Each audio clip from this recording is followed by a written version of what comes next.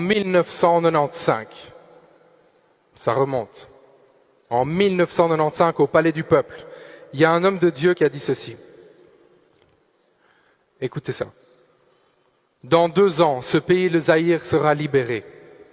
L'okapi, l'antilope spécifique à ce pays qui symbolise la restauration, partira de l'est du Zaïre vers l'ouest. Le peuple zaïrois sera très content.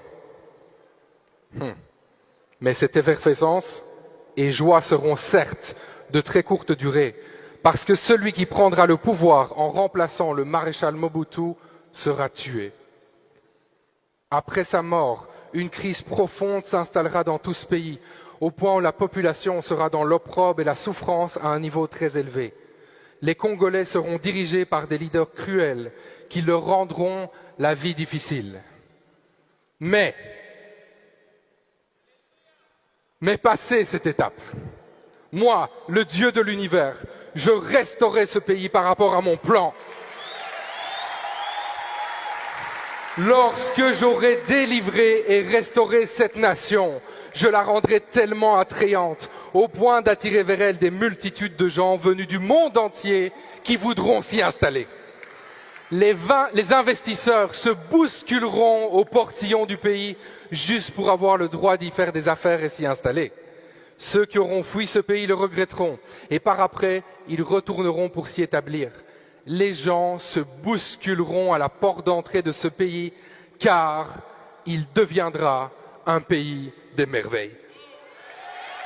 Qui croit ici qu'on est en route? Qui croit qu'on est en route pour voir le Congo devenir le pays des merveilles? Si tu le crois, fais du bruit avec moi, dis quelque chose, manifeste-toi. Il est encore ici. On m'a dit qu'il a fait tout, il est venu, il a causé avec beaucoup de gens, il cherche à atteindre l'équipe de Elon Musk, ça ne va pas. Jusqu'à aujourd'hui, peut-être à Angolelo. Jusqu'à Tendenge Yeba receva qui était équipe Elon Musk, à Salion Sotou, à Sosonabatou, à YouTube, à l'India qui est dans le département d'État Babouélié, le Biki Ozoya en tant qu'équipe, département d'État bloc officiel. Donc il a tout fait. Nous avons seulement dit que non, c'est les beaux-frères de Kagame. Un politicien qui se dit congolais à Zoyana State pour aller la Rwanda. Oui, Katumbi, et aux États-Unis. C'est toujours là-bas. Moi, je suis là, non? Je contrôle chaque jour pour vous. Yangoy. Depuis à Kota, depuis à Komagan à Washington, le 28 février. Nous sommes aujourd'hui le 14. Ça fait pratiquement 2 semaines qu'il est là. Il est là depuis l'arrivée à Washington. En train de tout faire avec son lobby. Baokoma, Basra surtout pour Makambo Oyoya, Dile Lekate. Balobi qui était dit les âges scellés. Oui, yango, na l'axibino. Na ko sagate. Na ko sagate. Yango wan. Zambia, passeport zambien. C'était que là-bas Zambia. Hein? Ngulu mususu ye wana Zambia. Azoya, azobet le biso ba masolo ya lokota. Oh, je suis congolais. Passeport numéro yango wana. Yango wana. C'est là-bas. Je vous ai mis là-bas. Ngulu na ngulu. Hein, l'histoire, donc je ne vous cache pas, c'est le département d'État, là où on met les high il faut des gens. Toutes les fois qu'il est venu aux États-Unis sont là-bas. Vous pouvez voir toutes les 2 pages, c'est bien écrit. Je suis rentré juste là. Tout ça, il est venu aux États-Unis plus de 25 fois. Depuis aux États-Unis, plus de 25 fois. Donc je peux vous le dire, il est venu avec les passeports zambiens. Eh, bon, quand les gens me disent que non, Kalonji Barry est still here, on l'a spoté quelque part, il était avec les gens d'Elon Musk, et puis il est parti chercher pour voir beaucoup de sénateurs pour leur cause, ils ne veulent pas que le deal puisse marcher. Je dis, mais le deal va marcher. Le deal ne dépend pas d'un certain Katoumi. Toi, tu crois que Donald Trump, un homme d'affaires américain, qui veut s'investir dans les armes nucléaires, avec l'espace, avec les Elon Musk, vont t'écouter toi, qui était un faux gouverneur du Katanga, d'origine zambienne, parce que quand tu vas même aller pour les voir là, on sait que tu es venu comme un Zambien. Ils savent que tu es le beau-frère de Kagame, ils savent ça. La page Kagame est tournée. Il faut oublier. Combien de fois pour que vous puissiez comprendre? Kagame a Suki. Et il le sait et il ne peut pas dire aux gens. Il y a le garde de l'Angleterre, l'ami, David Lamy, lui a dit que si tu ne te conformes pas, we will gonna be so harsh on you. Quand un Anglais dit, hein, we will be so harsh, so hard on you, ça veut dire que nous viendrons avec une force que tu ne peux pas tenir. Quand vous voyez l'Ukraine, qui sont en train de décider l'Ukraine? Les Américains vont, l'Ukraine va, l'Angleterre parle, félicite les négociations. L'Angleterre, ce sont des espions les premiers au monde. Vous pouvez parler des Mossad, KGB, vous parlez des CIA, papa, les M6, les gens de l'Angleterre sont des grands espions. Ils ont espionné le monde plus que tout le monde. Ils ont beaucoup de pays, même les États-Unis ont été colonisés par eux. Ils connaissent mieux les États-Unis que les États-Unis eux-mêmes. Ils sont au Canada, ils sont en Australie, ils sont en Inde, ils sont en Chine, ils sont partout. Ils ont espionné le monde entier. Et ils ont plus de colonies que tous les autres pays du monde. Est-ce qu'un homme faible peut faire ça? Et quand l'ami, ils sont venus aux États-Unis, ils ont déjà scellé les deals. Ils ont dit que what Kagame has done is good enough. Et la bêtise du Rwanda, bon, moi c'était bien pour moi. Quand le Rwanda seulement dit, nous n'allons pas, il faut que l'Angleterre nous donne encore notre argent. J'ai dit, qu'il continue dans cette bêtise-là de demander encore réclamer l'argent à l'Angleterre pour que ça énerve bien les Anglais. Les Anglais, quand ils ont causé, ils n'ont pas seulement causé de l'Ukraine, ils ont aussi parlé du Congo démocratique. Les deals est scellé, le Rwanda est exclu. Même quand vous pensez que Donald Trump ne dit rien là, il ne sait pas ce qui se passe. Vous êtes fous quoi. Il y a des pays là qui sont des espions, ils connaissent tout. Ils ont déjà dit qu'est-ce qu'il faut faire. Lorenzo, pourquoi? Bon, je ne vais pas beaucoup parler. Posez-vous seulement la question. Qui a dit à Lorenzo, reprends les dossiers? Qui a dit à Lorenzo de prendre les dossiers? Vous le connaissez? Je ne dis pas. Je ne vais plus dire. Comment un président qui a dit que moi je ne peux pas, je suis le président de l'Union africaine, je ne peux pas faire ça. Subitement, il vient dire, allez, venez tous chez moi. Toi, biche. Toi, pour les biches, bon, non. Asa elenge. Asa elenge. Moi, na mokia beta kambunda bakolo pe babinaka. Donc, tata oya mataki awa longola makanisa bongo. Je pense que tata bongo soka aza na bana ne baza en danger pour aza papa wa ayebi kobongisa avenir ya mwana na ete. De ba papa ya ndenge wana to yebite aza ba papa o esengel batika la ba célibataire, batika la ba nzemba. Vina bango mobimba babota te po bakoya ko tikela binonde mikumba na ba charge. Baza ba tata oyo batangela kabasi biloko na ndaku. Batata oye moko ayebi prix ya miliki na prix ya lipa okende kosombela mwasi aye atieli ye wana. Voilà. Batata ya bongo baza dini ya kozala batata te. Soko moni tata linga toujours kokende fouiller na cuisine yeba saki ya semoule tikali ndenge nini tala nini ane te papa. Boni boye likambo nini. Boni boye. Tata le guide na ebite soko za na mboka nini to mwasi na yo aza nani bana na yo baza banani po yo ya koloba makambo zoloba olongola jeunesse na makambo toza koloba. Lelo yo tozalaki na batata mikolo baleka batika bana na bango bazosala.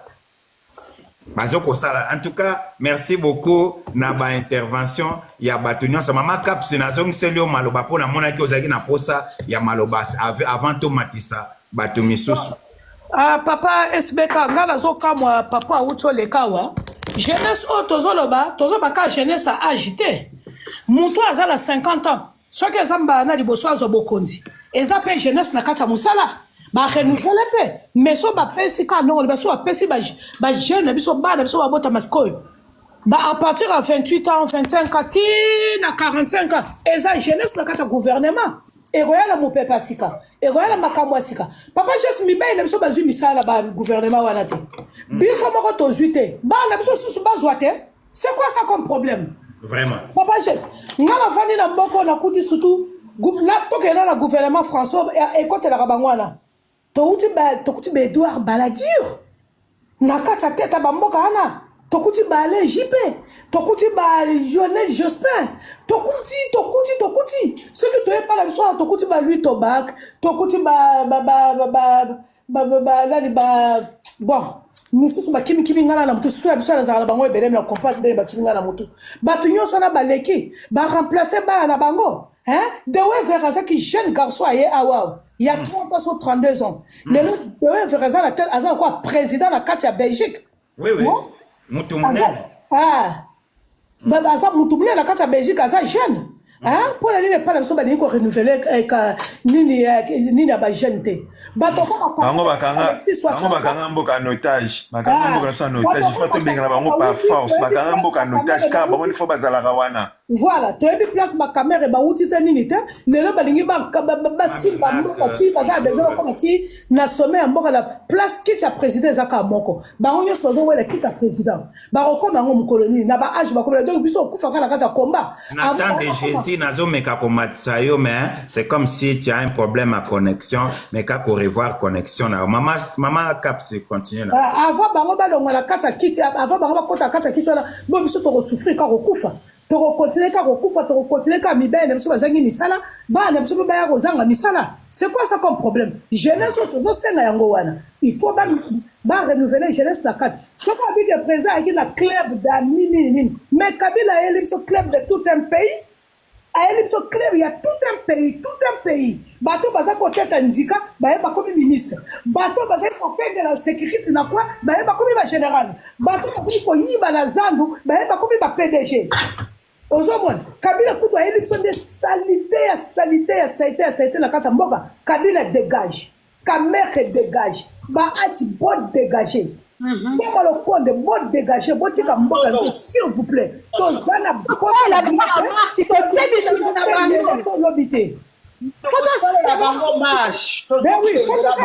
faut pas dégager la mboka. C'est ce qui me condazo boya kerosa la mobulu lelo nini ni baza mandala bango. Biso moko ba peuple to s'occuper na bango.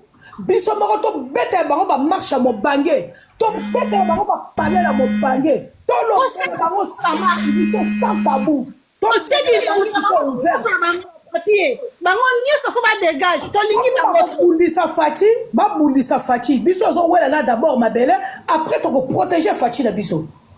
C'est quoi ça comme problème? Ma jeune était. Merci beaucoup maman Caps, merci beaucoup. Président c'est Zolanda. Tala na bino bato bozo ke kosala ba soki ba consultation ya gouvernement soki nini wana oyo ba trop to moni ezo bandela matu moment alors que ba jeune boche bango mupanzi ba université tondi ba tête eza ebele oyo ba université wana siko tina ya ba université wana na Congo eza nini ezali soto bengali bango toluka ba bengali mbemba donc on a besoin ba jeune pourquoi pas toyoka ke jeune moko même il y a 25 ans 26 ans comme président de l'assemblée pourquoi pas toyoka ke ba jeune ba 24 ans 25 ans 30 ans ba komi ba ministre pourquoi pas ba sans mesure ya ko travailler expérience ya kana musala pourquoi boko garder ba jeune ti boze oh mboka nini bozela ka muta ko matata mobimba nde boke ko pese poste c'est quoi vraiment tu vois jeunesse na ya ko passer à mo ata so komi mpaka awa so ko zina relation te à travers le gouvernement Kabila le père à travers le gouvernement Kalambe Kanachin à travers le gouvernement il y a Félix Tshisekedi Antoine Tshilombo mama bandi na Mobutu bandi le loti tatana tolingi bayombo na mutu wana bango te bakende batatala baza déjà yango mayeli nini yango aza nango bango papier tokotia bapeshe bango tokosela bango mark tolingi bakende bilanga fo bakende pêche place na bango yango wana il faut jeune 30 ans 27 ans 6 classes aza déjà soki gradué to licencié mais akeluka mosala boye mosala eza te akeluka mosala boye fo ozalaka camarade ya kingani ya mwana kingani to oza na relation na kingani mpo oza mosala c'est encouragé diplôme evali na ndako mwana azobeta maboko c'est un grand courageux mwana azobeta makarte c'est un grand courageux diplôme misala l'état à part diplôme misala l'état ezali bafonction publique ezali ezopesa bato makasi ya baclé baétranger bakipango bana biso bakozwa misala mikolo nini bandeko na biso mibali bakozwa misala mikolo nini baétranger nde bakoma ya kokipele biso baposte minene mpo na nini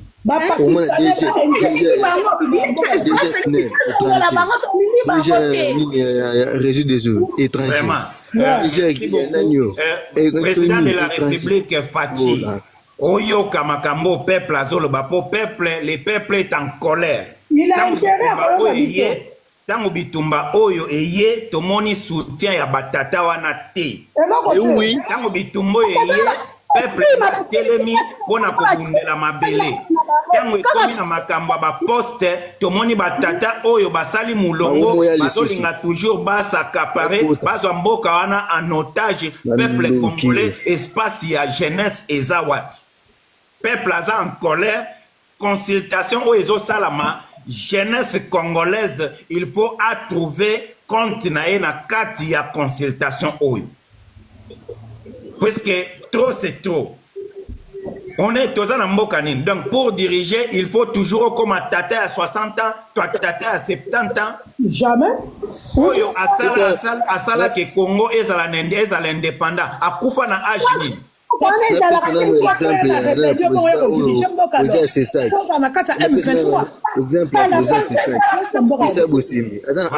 Ici, c'est la colère du peuple, c'est la colère du peuple, c'est le patriotisme. Il faut que le bâtiment de Sengi, pour imposer, pour exiger pour le peuple souverain.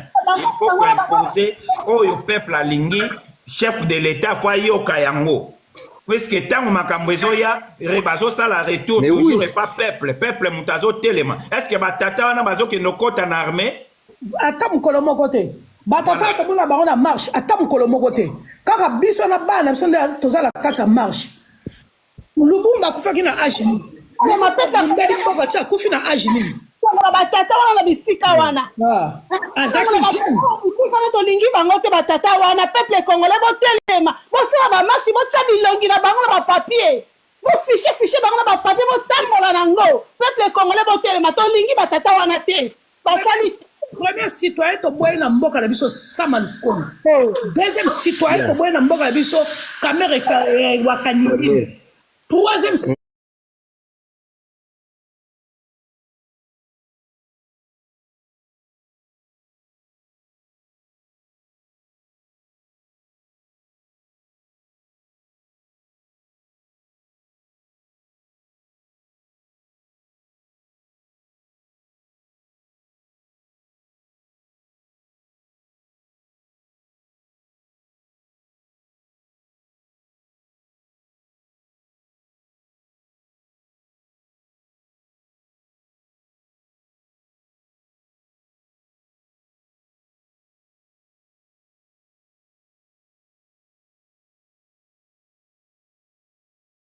Guy Basque à Sala qui demande à Mata. Bonjour Guy Basque, Fongola micro na yo, contribution na yo Ezanin. Guy Basque, Fongola micro na yo, bonjour. Oui, bonjour papa SBK.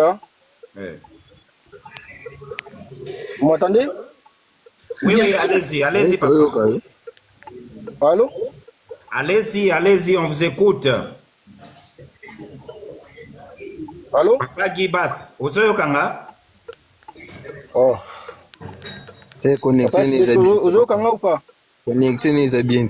Ok, Papa Guy Basque na kiti siyo, sala lisusu demande mususu, ozana problème ya connexion, comme ça tokomatisa yo, oya pour intervenir, okoko sala sou demande ça problème te, sala demande tozo solola, lokola ba patriote. Tozo solola sans parti pris, tozo solola awa pona bana mboka jeunesse ya Congo tozo mona est comme négligé. Jeunesse est comme négligé. Tango makambo ezoko ya ba jeune bazo telema, mais tango est comme jeune peut à se retrouver et comme lokole eloko mususu. Et comme lokole eloko mususu, jeune akokufa kaka ndenge wana te. Jeune akokufa ndenge wana te. Donc, tous en posa va tenir compte de la jeunesse, va pesa bango pe et si kaba meka kobundela boka na bango. Nathan de Jésus, nazo matisa plusieurs fois nous avons un problème à connexion, je ne sais pas pourquoi. Il faut au revoir connexion na yo oya komata. Malazio au sali de ngana zapre papa ngana zapre. Au sotenga ndengenin. Ah ok, d'accord. Na mona ki te me obanda ki kolobate papa. En tout cas na pesio maloba. Ok. Bon bandeko na biso nyoso tozoka na lina tuna boye. Bon est-ce que botala ki ba vidéo os bazo la kisana ville ya Goma bazo ko beta bandeko na biso ba shikoti. On est informé, papa, on est informé. Voilà. Et bongo bato bongo bolo bana bango ke ba ko kota na kata mboka ba ko beta biso. On n'est pas à l'époque belge. À l'époque belge bato ko beta papa na biso. Bon, mais moi je vais rebondir sur Italie jeunesse na Italie armée. Donc je pense que il faut que le président ou bien le chef d'état-major ou bacha basokola bayebi ke muto yo aza muto na biso te balongo balobela ye muto wana ko boma biso te yende to ko boma ye. Donc balongola ye muto wana. Donc ce sont bato bazo sala ba traître otozoka ke traître bango wana. Donc mais ndenge nini bazo mona ba ndeko ba la police ba état-major bazo mona ke muto aza muto na biso te comment bazo tikaka ye. Bon, de deux, il y a un lobby qui a rebondir sur la jeunesse. Est-ce que Nakata Moga Nabiso, il y a ceci et l'autre lobby qui retraite et Zalaka ou bien Zalakate? Non? Retraite, ce que retraite est Zali. Pourquoi vous gardez toujours les mêmes personnes là? Oh, bah, Tokoyoka Kaka, comme ya Boye. Tokoyoka Susu, comme ya Boye, Azana pouvoir. Oh, Susu, Azana pouvoir. Mais les jeunes, si par exemple na campus, licencié na économie, bazali, pour un bac on peut ça toujours caméra économiste na nin. Et là qu'on y a sali na kata gouvernement il y a payé économie il y a payé mati. Donc moi je vais rebondir tout simplement sur ces deux points puisque na gardé monopole il y a. Non, allez-y, papa, vous avez le temps. S'il y a une question, pour tous on a besoin de payer la piste à solution, allez-y. Ok, bon, concernant infiltré, par exemple, tango toyoka kike la police na kuna bazo bundate et ça officier chef moko bazana na kata capitale bazo tindaka ba message que bo bundate. Donc alors ces chefs là qui sont au pays de kata capitale, chef wana banani. Il faut, ce sont des gens à arrêter. Photo Kangabango. Hein? Mais bon, Félix aussi, notre président, il a l'amour de notre pays. Mais le problème qu'il est là, il est comme un religieux, comme le président Kassavovo. C'est là on nous a dit, que le président Kassavovo ne parlait pas. Donc est-ce que Félix peut comme bongoka azolo batia kasomona mabe yangoyo ya le bagate. Donc na place d'abord pourquoi il kokota sous caméra na kata gouvernement caméra un prisonnier suko yoza na mbeba na kata pays na yo osali mbeba na France bino moko yebike. Bon moi je suis en France hein. Donc to yebike muto yo asali mbeba na kata na gouvernement ba kokozong sa susute ndenge ni ba yakozong sa caméra ngai lungi wana esimba kanga tena mutu na ngai na mona ye. Donc baza ebele mais je connais pas leur nom. Donc baza ebele wana. Donc ce sont des gens il faut qu'on les fait sortir du gouvernement. Salanine. Bon, il n'y a pas qu'à l'université. Na UPenn, il y a des intellectuels qui sortent là-bas. Na ISC Gombe, il y a des intellectuels qui sortent. Na ISTA, il y a des intellectuels qui sortent là-bas. Donc, ou bien dans ces cas, gouvernement à s'en charge tous les années université bimisi bazalaka distingué bazalaka distingué na campus bazalaka distingué na IEC bazalaka distingué dans tous les universités wana analyse ce qui président zoluka bato aluki est-ce to ko zo dans yote par pouf to je kaye wana mutona ko la surprise comme na bimi amekana ko travailler na gouvernement. Que tout le monde a toujours les mêmes têtes, comme disent les mamans là. Tout le monde a la même tête. Voilà, donc je peux m'arrêter là pour contribution. Alors, vous avez proposé une position et à président de la République, il faut que vis-à-vis na batu oh yazo travailler na bango. Mais batu yazo travailler na bango. Mais ceux qui battent bazana kati papa, même à vous-même. Ce que vous travaillez na Monique très mokazana simena zo travailler na yo vraiment yo ko tchaye ka pena na yo pour yo pesa ka yembo ko pozo bangaye yo sa mokonzi c'est toi qui as la décision. Donc le président doit avoir quelqu'un donc le président il faut la mutumoko ne je dis pas président Mobutu Zalaki quand même Tokolobanini. Ok, je vous laisse l'occasion maintenant. Si c'était vous à la place de monsieur Oyo Aretaka, une fois totalaka, Macron abandaki le Kananzela, et m'a interpellé qui est pas un citoyen français ou a interpellé qui est. Ok, si vous êtes face au président de la République, au Koyebisenini par rapport à la situation en tant que patriote. En tant que patriote, président, monsieur le président, Zala digne d'être un homme fort. Puisque aujourd'hui là, un homme fort, c'est-à-dire quoi? Quand je dis du président, l'homme fort qui tient sa parole. D'abord, qui tient sa parole à ce qu'il est en train de faire ou ce qu'il veut faire. Ah, ça a la parole digne.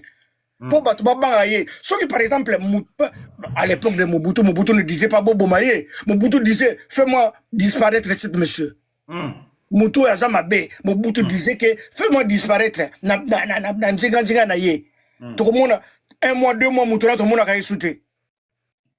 Mais surtout, bon, eloko musu na ngalo pardon papa na ngai eloko na ngalo ba mutu moko yo utu ko chaye ya wazana eloko na mutu mwindo oyo do abe shole na ye mutu oyo bandefu ya pembe na za la kote yo mona bilongi na bango bilongi ya bandoki bango trois oyo bon kasi oyo soka Ramazan soka na ngana ye baka ye bien te mais surtout ba abe shole oyo na mutu bandefu ya pembe oyo na oyo ya utu ko ya donc les étrangers dans notre pays, les étrangers, il faut pas que